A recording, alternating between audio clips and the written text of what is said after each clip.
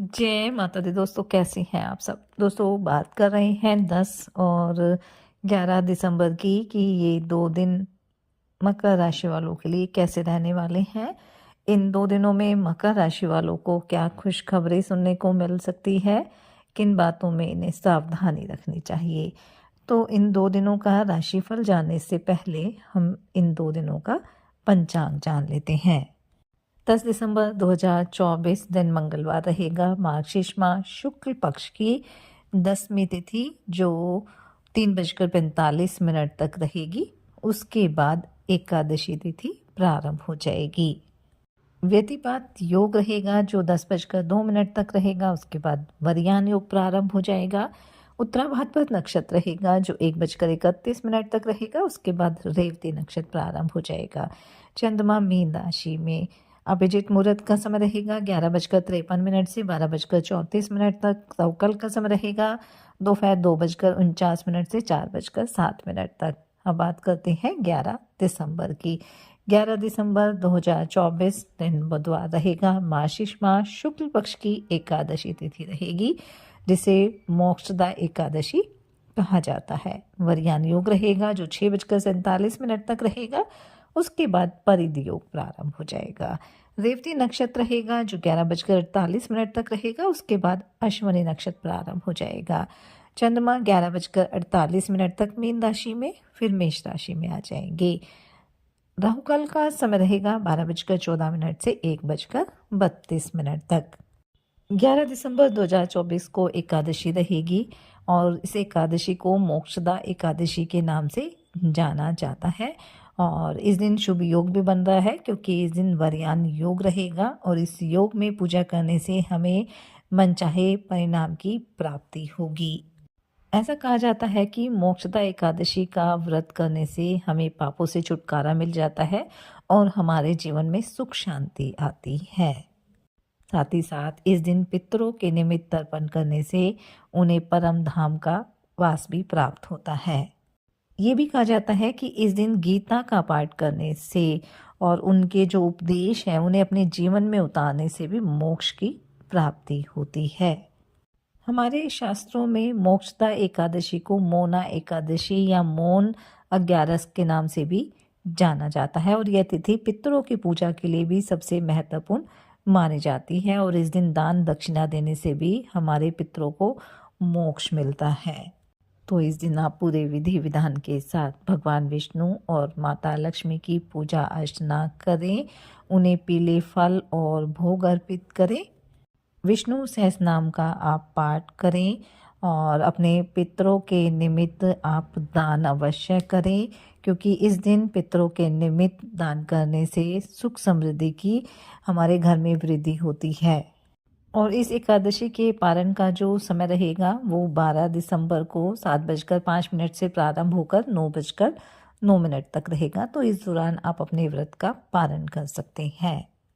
साथ ही ये भी मान्यता है कि इस एकादशी के दिन भगवान श्री कृष्ण की पूजा करने से और व्रत रखने से मोक्ष की प्राप्ति होती है। तो इस दिन आप पूरे विधि विधान के साथ भगवान श्री कृष्ण की पूजा अर्चना भी करें क्योंकि इस दिन गीता जयंती भी होती है और गीता का पाठ करना भी सबसे शुभ माना जाता है। साथ ही अपनी सामर्थ्य अनुसार इस दिन गरीब और असहाय लोगों को दान दक्षिणा भी दें क्योंकि इस दिन किए गए दान का हमें अपार पुण्य प्राप्त होता है। तो जो भी आपकी सामर्थ्य है उसके हिसाब से आप दान भी अवश्य करें। तो चलिए बात कर लेते हैं ये 2 दिन मकर राशि वालों के लिए कैसे रहेंगे।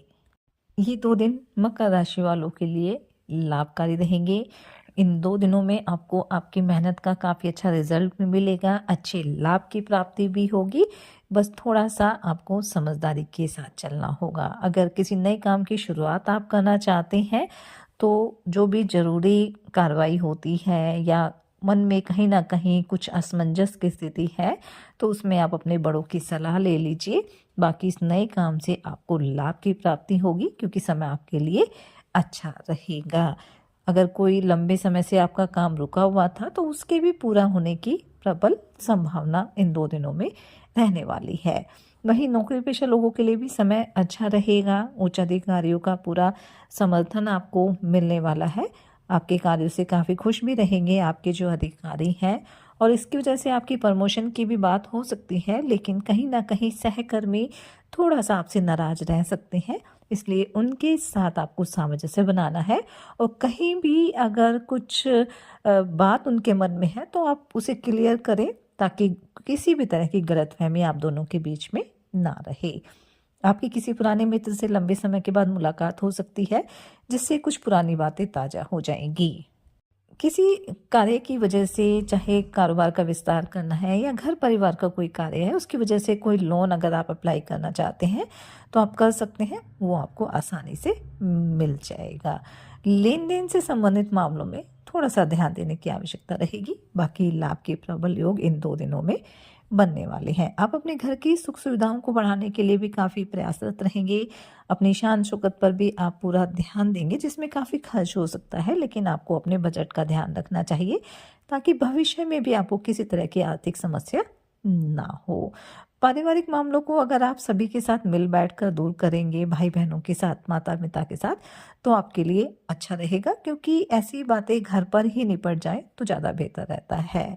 स्वास्थ्य को लेकर किसी तरह की समस्या नहीं है, लेकिन अगर कोई पुराना रोग आपको लंबे समय से परेशान कर रहा था, तो उसमें थोड़ी राहत तो महसूस करेंगे, लेकिन लापरवाही ना बरतें, यही आपको सलाह दी जाती है। खान-पान का ध्यान रखें। इन 2 दिनों में घर परिवार में किसी अतिथि का आगमन भी हो सकता है, जिससे घर का माहौल खुशनुमा तो रहेगा, लेकिन उसकी वजह से आप थोड़ा व्यस्त भी हो जाएँगे और अपने कार्यों पर ध्यान ना दे पाएँ। इसलिए कोशिश करनी है कि घर के साथ-साथ कामकाज को भी एक बैलेंस बनाकर आपको चलना है, ताकि किसी तरह की समस्या आपको ना हो। विद्यार्थियों के लिए 2 दिन अच्छे रहेंगे। कोई भी मानसिक बोझ था, उससे छुटकारा मिलेगा। पढ़ाई पर आप ध्यान देंगे। संतान की तरफ से भी मन प्रसन्न रहेगा। घर परिवार में कोई मांगलिक कार्यक्रम का आयोजन भी हो सकता है। वहीं दाम्पत्य जीवन आपका सुखद रहेगा। प्रेम संबंधों के लिए भी समय अच्छा रहेगा। थोड़ा-सा बातचीत करते समय अपने शब्दों पर ध्यान देंगे, तो आपको किसी तरह की समस्या नहीं होगी। यात्रा के योग हैं, लेकिन वाहन थोड़ा सावधानीपूर्वक चलाना है।